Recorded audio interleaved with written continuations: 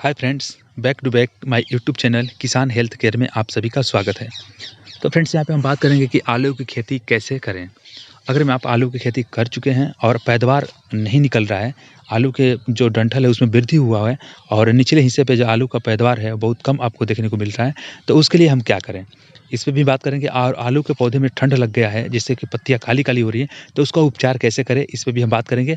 तो फ्रेंड्स, मैं आपको बताऊँगा किसान भाइयों से कि आप इस चैनल पर पहली बार हैं तो चैनल को सब्सक्राइब कर लें, वीडियो को लाइक कर दें, क्योंकि यहाँ आलू से संबंधित सारे जितने भी आपके मन में डाउट हैं, यहाँ पर मैं क्लियर करने वाला हूँ। आप वीडियो में बने रहिए, वीडियो 5 से 6 मिनट का होने वाला है, ज़्यादा लंबा नहीं होगा और आपके मन में जो भी आपका डाउट है वो भी क्लियर होगा। बहुत सारे किसान भाई बोलते हैं कि हमारे आलू का जो पौधा है लंबा-लंबा हो गया है, लेकिन उसका फसल जो है बहुत कम निकल रहा है। मतलब कि उपज जो है निचले भाग में जो आलू का फसल होता है, मिट्टी के अंदर होता है, उसमें वृद्धि नहीं है। तो इसके लिए क्या करना चाहिए, इस पे भी हम बात करेंगे। और यहाँ पे आप जो किसान भाई खेत में मैं आया हूँ, यहाँ पे देखिए अभी इस समय आलू का जो फसल लगा हुआ है, इसमें एक सिंचाई की ज़रूरत है। मैं यहाँ पे दिखाऊँगा कि मिट्टी में नमी नहीं है। देखिए, मैं अभी यहाँ पे थोड़ा दिखाऊँगा, आलू जो है बहुत ज़्यादा लंबा-लंबा इसका डंठल हो गया है, लेकिन निचले भाग में आलू का फसल जो उपज है, वो बहुत कम है। तो इसके लिए किसान भाई बहुत परेशान होते हैं कि जो फसल मैंने उगाया है, उसके जो लागत लगाए हैं, लागत के हिसाब से जब आलू की फसल कम निकले तो थोड़ी क्षति होती है। तो मैं यहाँ पे दिखाऊँगा कि देखिए अभी अभी इसमें जो है एक सिंचाई की ज़रूरत है, क्योंकि आलू के जो फसल है उसमें जो खेतों में नमी नहीं है। तो यहाँ पे एक सिंचाई करना बहुत उचित है। किसान भाई से मैं कहूँगा कि पहले सिंचाई करें। सिंचाई करने से पहले मैं कुछ दवा का नाम बताऊँगा, जैसे कि आपका डंठल बढ़ा हुआ है और निचले भाग में अब आलू का उपज कम हो रहा है, जैसे कि आपकी फसल बहुत कम निकल रहे हैं, तो इसके लिए क्या करना चाहिए?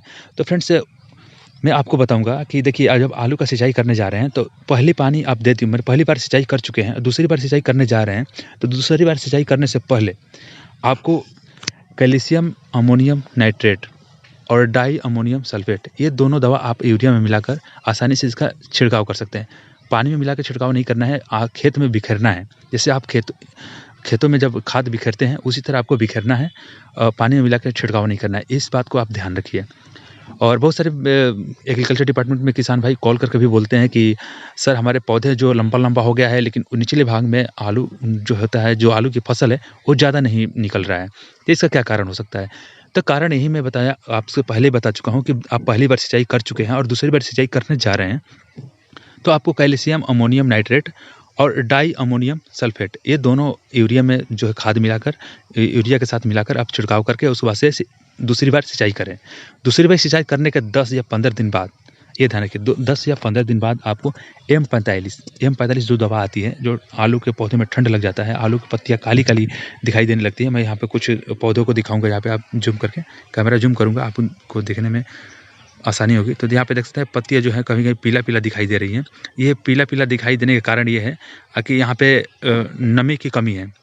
खेतों में नमी की कमी है और एक सिंचाई तो बहुत ज़रूरी है। इस समय एक सिंचाई ज़रूरी है और इसी सिंचाई के समय आपको जो मैं खाद बताया, कैल्शियम अमोनियम नाइट्रेट और डाई अमोनियम सल्फेट, ये दोनों मिलाकर यूरिया के साथ देना होगा, तभी आपकी फसल में वृद्धि होगी और आपका फसल ज़्यादा मात्रा में उपज होगा। ओके फ्रेंड्स, तो ये बात को ध्यान रखिए।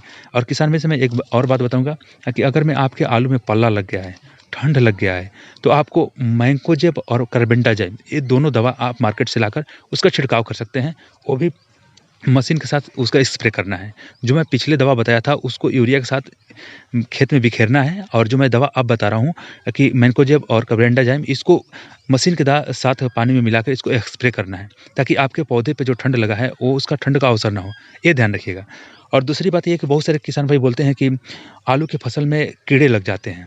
तो कीड़े लगने के लिए मैं आपको बता दूँ कि कीड़ा जब लग जाता है तो उसके लिए आपको मार्केट में रीजेंट मिलता है, और नहीं तो फर्स्ट वो होता है, रीजेंट एक आता है और एक आता है फोरेट। ये ध्यान रखिए, एक रीजेंट और एक फोरेट आता है। तो रीजेंट ले लीजिए या फोरेट ले लीजिए, आप दोनों में से एक को ले लीजिए और कैल्शियम अमोनियम नाइट्रेट या डाई अमोनियम सल्फेट, जो मैं दवा बताया उसके साथ मिलाकर और खेतों में बिखेर दीजिए। उसके बाद से दूसरी बार सिंचाई कीजिए। ये ध्यान रखिए। और सिंचाई करते समय आपको ध्यान रखना चाहिए कि आप खेतों में ज़्यादा पानी ना लगाएँ।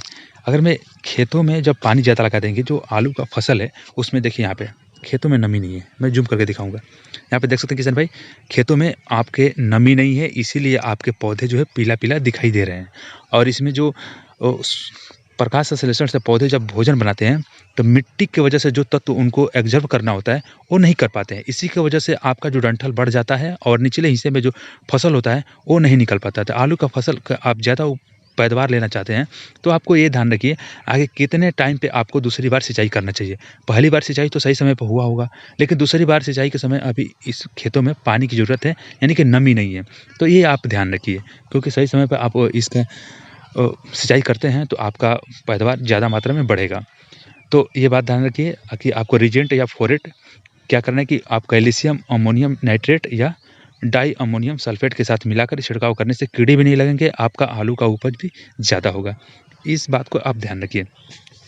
कुछ किसान भाई बोलते हैं कि आलू के ऊपरी हिस्से पे पत्तियाँ जो हैं कीड़े-मकोड़े लग जाते हैं तो पत्तियाँ खत्म होने लगती हैं।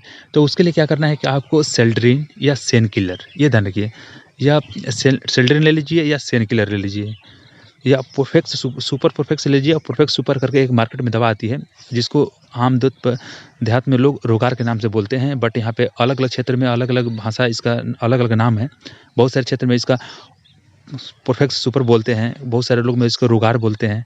और कीटनाशक है एक तरफ का, तो कोई भी कीटनाशक आप ले सकते हैं। मैं यही नहीं कर सकता कि आप इस कंपनी का ही आप कीटनाशक लेकर इसका छिड़काव कर सकते हैं। तो सेन किलर आता है, एक सेल्ड्रिन आती है और एक मैंने परफेक्ट सुपर बताया वो ले सकते हैं। कोई एक दवा लेकर और सही मात्रा में इसका जो है पानी में मिलाकर उसका छिड़काव कर सकते हैं।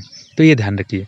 और जब पौधे पे आप खाद का प्रयोग कर रहे हैं तो आप नज़दीकी जो समुदाय केंद्र है, कृषि इकाई केंद्र है, कृषि इकाई केंद्र से ये पता कीजिए कि हमारे मतलब जो आपकी जितने यहाँ पे देखिए 1 एकड़ के आसपास यहाँ पे खेती किया गया है आलू का। तो यहाँ पे क्या है कि आप नज़दीकी जो एक कृषि इकाई केंद्र है वहाँ से आप पता कर सकते हैं कि हम इतने खेतों में कितना आवश्यकता अनुसार खाद का प्रयोग कर सकते हैं।